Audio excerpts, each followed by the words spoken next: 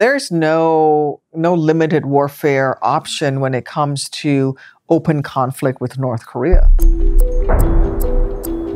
We're talking months of fighting. You're going to see large amounts of artillery, large amounts of munitions dropped from aircraft, from B-52s, B-1s, B-2s. You're going to see a shelling of the terrain on the Korean Peninsula that you only see in the movies from World War II and the Korean War. This is a very brutal, very deadly regime. In the event of a military conflict on the Korean Peninsula, we have a situation where we could potentially be talking about the second, third, and 11th largest economies in the world engaged in a military conflict. The scale of fighting will be greater than anything we've seen around the world since the Korean War, not just on the Korean Peninsula.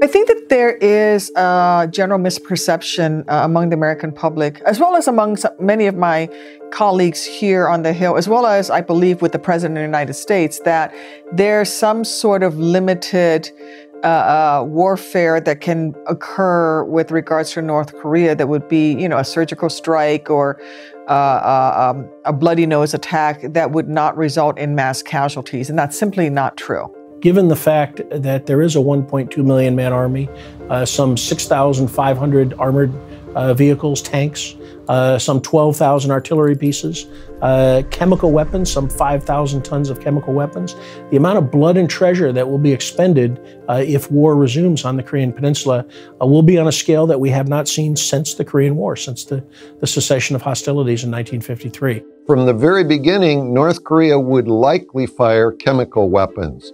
Potentially thousands, if not tens of thousands of rounds. We're talking about 25 million people in Seoul or from all around the world, not just Korean citizens, a possible 100,000 dead within the first few days and 10,000 a day after that from just a conventional attack. I don't think there needs to be any other reason to be concerned about this than just that alone. And then the U.S. President Trump, would have to decide how does he respond to that kind of thing.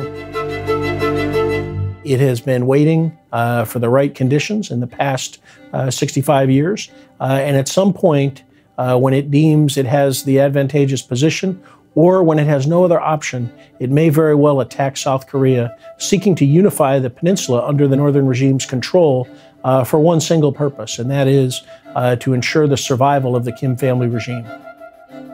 According to our commanders in Korea, they could fire something in the neighborhood of 500,000 artillery rounds, shells and rockets within the first hour and continue that pace for probably several hours. South Korea would, of course, retaliate, using their artillery to try to suppress the North Korean artillery fire. And so they would be firing into Pyongyang just as North Korea would be firing into Seoul, the capital of South Korea.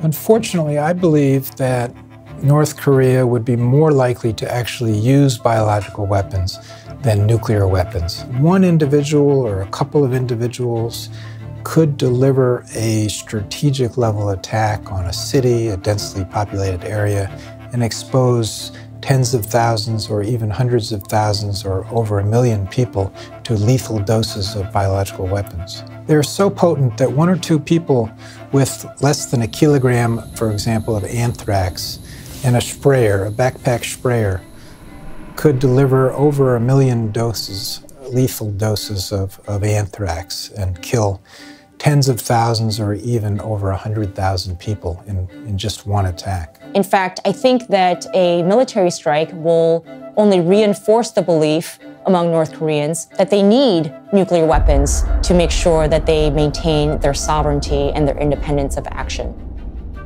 In the historical literature, we talked about a concept called use it or lose it.